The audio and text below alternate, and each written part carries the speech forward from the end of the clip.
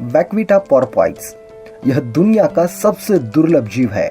धरती पर इनकी संख्या केवल 10 इतनी ही बची है, लेकिन अब अमेरिकी वैज्ञानिकों ने दावा किया है कि इसे बचाया जा सकता है। आइए जानते हैं वैक्विटा पोर्पोइस इस दुर्लभ जीव के बारे में। दुनिया के सबसे दुर्लभ जीवों में से एक वैक्विटा पोर्पोइस को विलुप्त होने वाली जीवों के लिस्ट में शामिल किया गया है।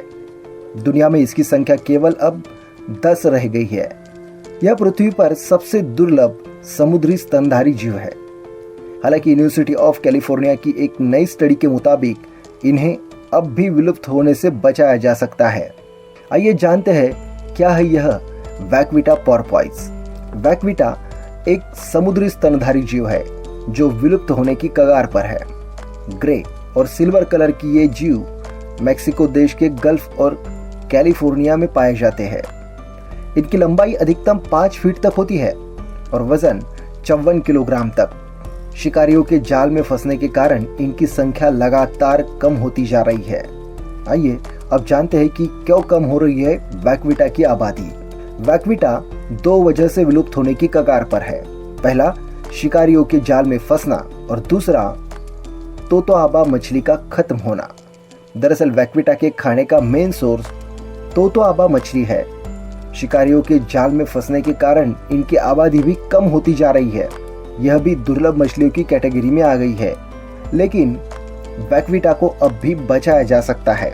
यूनिवर्सिटी ऑफ कैलिफोर्निया की रिसर्चर जैकलिन रॉबिन्सन कहती है कि वैक्विटा को विलुप्त होने से अब भी बचाया जा सकता है।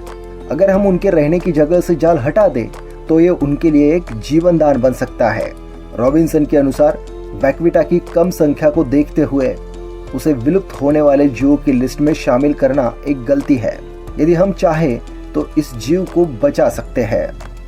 साइंस जर्नल में प्रकाशित एक रिसर्च के मुताबिक वैक्विटा की प्रजाति अभी जेनेटिकली कमजोर नहीं हुई है। वैज्ञानिकों की माने तो अगले 50 सालों में ये अपनी आबादी बढ़ा सकते हैं। बस इंसानों को इन्हें सरवाइव करने का एक मौका देना होगा। वैज्ञानिकों ने 1985 से 2017 के बीच पकड़े गए वैक्विटा के डीएनए पर रिसर्च की। इनका डीएनए आज के जिंदा जीवों से मेल खाता है। इसके बाद एक कंप्यूटर मॉडल की मदद से इस बात का अंदाजा लगाया कि बेहतर माहौल मिलने पर आखिर कितने सालों बाद इनकी आबादी बढ़ सकती है।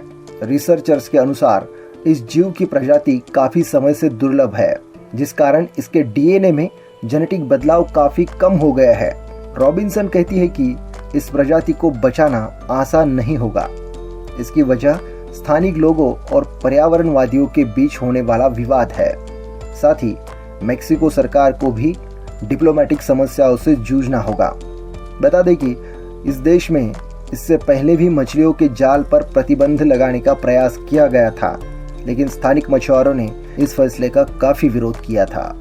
तो दोस्तों, आपको क्या लगता है, वैक्विटा को अपनी आबादी बढ़ाने के लिए हम इंसानों को उन्हें एक मौका देना चाहिए? क्या हमें वहां के सारे जाल हटाने चाहिए? कमेंट बॉक्स में अपनी राय जरूर लिखिए और ऐसे ही वीडियो देखने के लिए हमारे चैनल को सब्सक्राइब कीजिए।